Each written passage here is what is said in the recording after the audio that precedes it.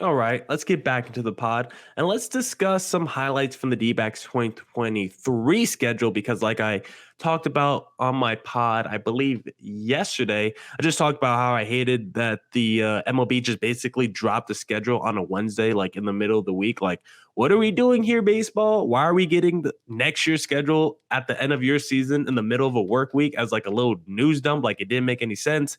Every sport makes an event while MLB just continues to not do the best job at their marketing strategies. But I did say I love the fact that they had all these new format changes in the schedule because just looking at the D-back schedule in 2023, they're going to have 22 teams visiting Chase Field for the most teams to ever visit Chase Field in franchise history. The D-backs will play 29 other teams next season. I think that's just so much fun. But looking at the D-backs 2023 schedule, it's interesting.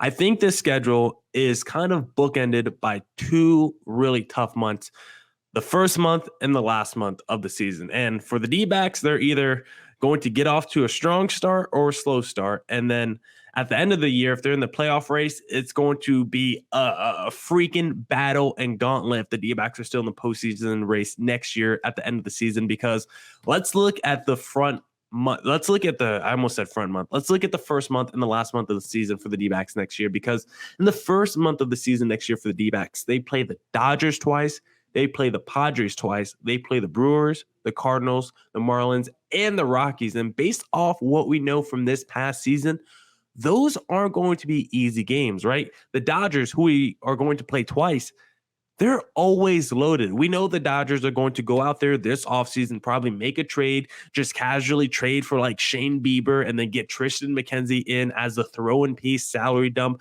or they're going to go out there and probably sign someone like, I don't know, Xander Bogaerts to be their fifth shortstop and backup shortstop off their bench to just their platoon shortstop because they have so much talent. So we know the Dodgers are going to go out there and make moves. So we're always going to be fearful of the Dodgers because they're a team to be reckoned with. You got the Padres that we have to face in the first month twice, as always. And whenever we play the Padres in the first month of the season, they just seem to own the D-backs. The D-backs, I mean, we've played the Padres, the last three opening days with Madison Bumgarner starting. And guess what? It's the same result every year.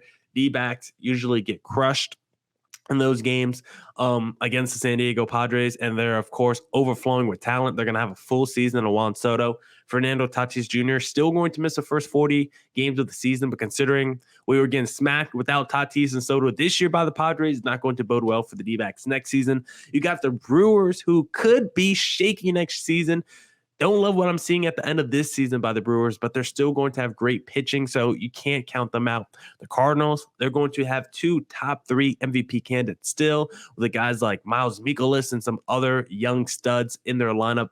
You know, Nolan Gormans of the world, and the Paul DeJong, super young players. So Cardinals are going to be in the mix. And then a team like the Marlins, like, they're probably not going to be good next season, but they're loaded with young talent. That rotation could be one of the best in baseball. Sandy Alcantara is going to win the Cy Young, so they got a lot of talent in Miami. And then got the Colorado Rockies, who believe they're a World Series, or Rust team. So, World Series or bust team. So they think they're going to compete, and they're probably going to make a move in the offseason, even though they're a super delusional franchise that we all know they're nowhere near the postseason mix. Their owner believes they're right there in the conversation for the World Series. So you can't count out, you can count out the Rockies, but from their own philosophies and perspectives about themselves, I guess you can't count them out, even though on paper we know the Rockies team isn't very good. But like I just mentioned, all those teams that we're going to see in the first month outside the Rockies, it's going to be tough. Even the Marlins is going to be tough. So it's not going to be easy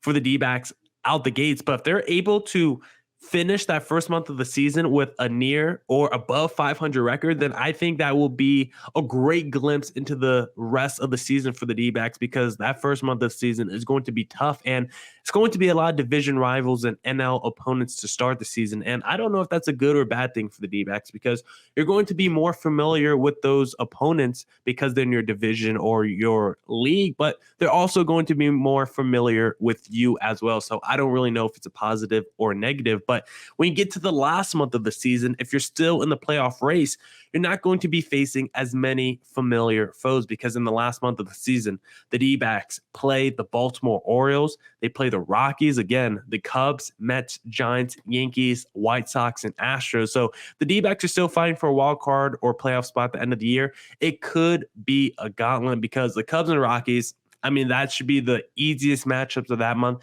Expect the Cubs to still suck next year. Expect the Rockies to be the worst team in the NL West next season. So that just throw those two teams out at the end of the year. But you got the Mets, who look like one of the best teams in baseball, at least in 2022. The Giants, who still are probably going to be a near 500 team next season, still be scrappy. NL West rival, can't count them out. Yankees, evil empire, they're going to be in the mix. White Sox, who knows? They could be in that playoff race. It could. That series, D-backs, White Sox, could determine who gets into the postseason. White Sox also have a ton of talent on their roster, so you never know with them. And then the Astros are just guaranteed to make it to the championship series basically every year. So that's going to be a gauntlet for the D-backs. Just look at the last 5 series. Mets, Giants, Yankees, White Sox, Astros. That is going to be tough to end the year. So when I say the D-back season is bookended by 2 tough months, I am not lying with y'all, but I do love the diversity I'm seeing in the schedule because let's get into some highlights because the D-backs are going to be playing so many other teams, like I mentioned earlier. Opening weekend is versus the LA Dodgers, but a series I'm really looking forward to personally. Memorial Day weekend, May 26th to 28th, Boston Red Sox are coming to town. So I'm going to at least 2 of those 3 games against the Boston Red Sox. And then we're going to see 8 American League teams visit Chase Field in 2023. The Royals, the Red Sox, as I just mentioned, the Guardians, the Rays, the Mariners, the Rangers, the Orioles, and the Astros. So super excited already for 2023, but I shouldn't even be thinking about 2023 yet. This is one of my issues with the schedule dropping so early. Like, why am I already thinking about next season when this season isn't even over yet? Baseball, spread out your content calendar so we don't have so many things overlapping. Big issue for baseball, but hey, maybe one day they'll get it figured out.